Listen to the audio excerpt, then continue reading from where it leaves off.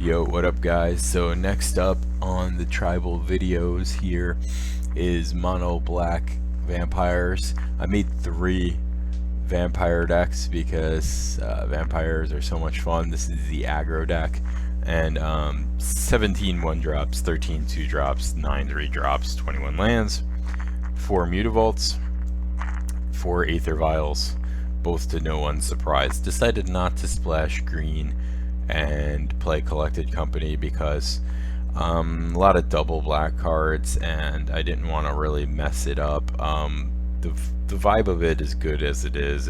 You know, honestly, it doesn't need it.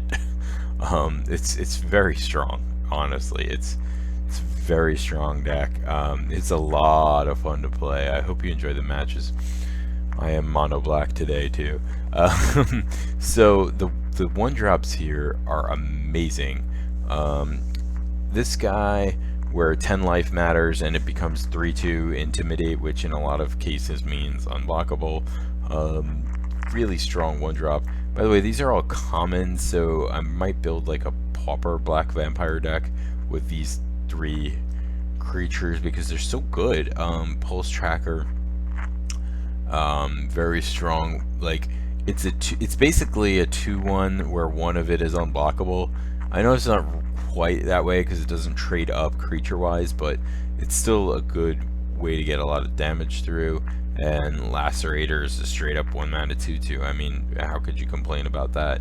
If opponent doesn't have 10 or less life, you know, odds are then you're trading this off anyway. So Blood Artist and Calastria Highborn both doing a great job of helping you win games you wouldn't normally win, because you know, the danger of an aggro deck is you get to a point where the opponent stabilizes and then you can't get your dorky creatures through for more damage, and then they start cracking you back with big creatures. Well, what these allow you to do is you know, hopefully you've gotten them to a low enough life total where at that point trading off your guys becomes lethal.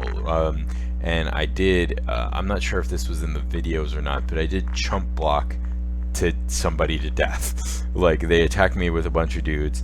I had Blood Artists and Highborn in play. I blocked with everything.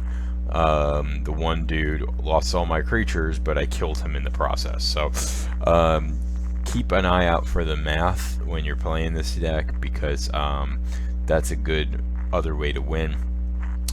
Cullblade coming through as occasionally a 2-mana 4/2, which is nice. It's also nice when somehow during combat you deal damage to them, like with Blood Artist and you know, some kind of first striker or removal spell or something like that, that then changes so it pumps the Cullblade or the Guldraws. That does come up from time to time, which is cool.